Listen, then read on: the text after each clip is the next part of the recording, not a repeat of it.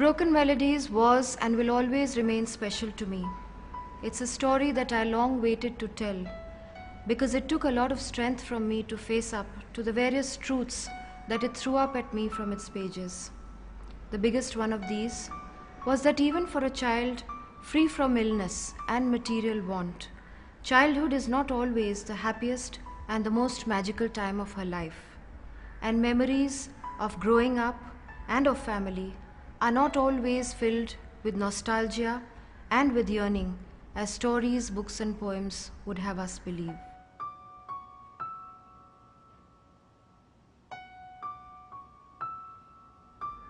Paji only wore kurta pajamas or worse still, the occasional kurta dhoti. Niyati had once asked him about this sartorial preference. He had smiled benignly and explained that he was a respected artist and an example-setting guru to his devoted shishyas, whom he taught at the prestigious Sangeet Kala Bharati. He did not go to an office like ordinary men who wore shirt and trousers. Yet she wished he would wear a shirt and trousers once in a while like normal fathers. But he just never did. That's why Niyati did not like him coming to her school on parent-teacher meeting days. And so it was always Mama who attended them.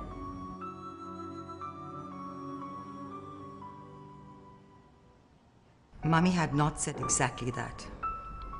She said, with hurt in her voice, I am not complaining. I chose to marry you, and I stand by my choice. I don't regret anything, except for the fact that you have changed so much since the marriage. You only think of yourself and no one else since a long time now.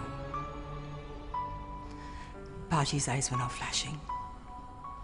No, Sumiran, no. It's you who never thinks about me. Sumiran, once upon a time you loved my music. You loved everything about me, even my poverty. Not now. Not since I can remember. Now, I love our children. Is that any less? Niyati, you know what? She exclaimed, spreading out the paper before Niyati as she sat up lazily. I'm taking up a part-time job as assistant editor in this youth evening. Isn't that great? Didi's eyes were sparkling like a child's. Her enthusiasm was infectious. Didi, will you get money for this job? Niyati asked excitedly. Of course, my Jaan. What do you think? Nisha laughed and then paused with mischief in her eyes. And guess what? What, Didi? When I get my first salary, we'll go to Madras Coffee House. You, me and Mummy. Just the three of us.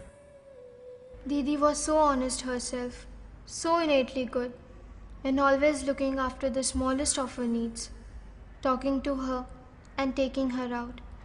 How could she lie to Didi? Still, Niyati also didn't like the way Nisha spoke to Mummy these days.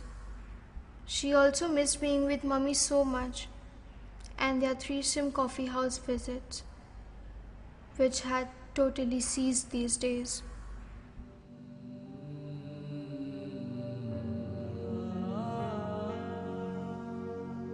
Ustad ji used to say that my music was like the much awaited and revered Indian rain in all its glory. When I married your mother, she sang beautifully and wanted to be my student forever. She understood that my soul was living in these ragas and alaps. I thought she was different. But at some point in time, she developed this insatiable need for money, just like the rest of the people in the family that she came from. And with it came the neglect towards this spiritual quest. She began deriding me for not being able to earn more. Tell me, beta. He looked at Nisha. How does one sell one's own parents to the hunger for money? Music is my parent. I went hungry many a time, but I did not compromise. In the age of synthesizers and keyboard music, there were infinite possibilities for me to have made a commercial success of my music. I know that if I had done that, it would have made your mother happier, I suppose. But it was not an option for me. So I decided never to succumb.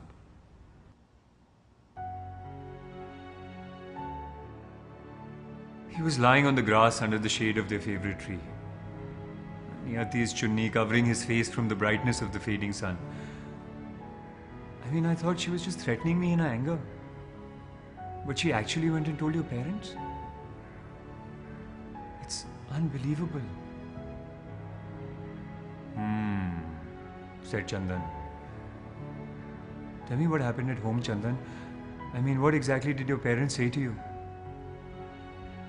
Nothing much, he said. Chandan, Niyati's voice had an urgency about it. Will you leave me now?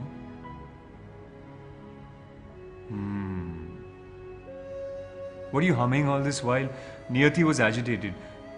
What do I interpret of this She pulled away her chunni from Chandan's face. He sat up, strands of dry grass sticking on his back and hair. Niyati was looking away from him, fuming, rather coquettishly now. Chandan shifted closer to her. Taking her face in his palms, he looked into her eyes and smiled mischievously. When she didn't smile back, he stopped smiling. Look here. Niyati, look here. I'm here forever with you.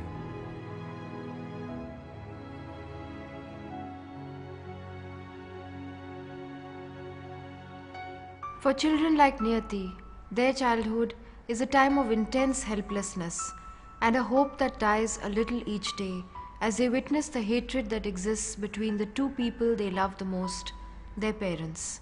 At this point, I recall a famous quote that says that the greatest gift that a father can give his children is to love their mother.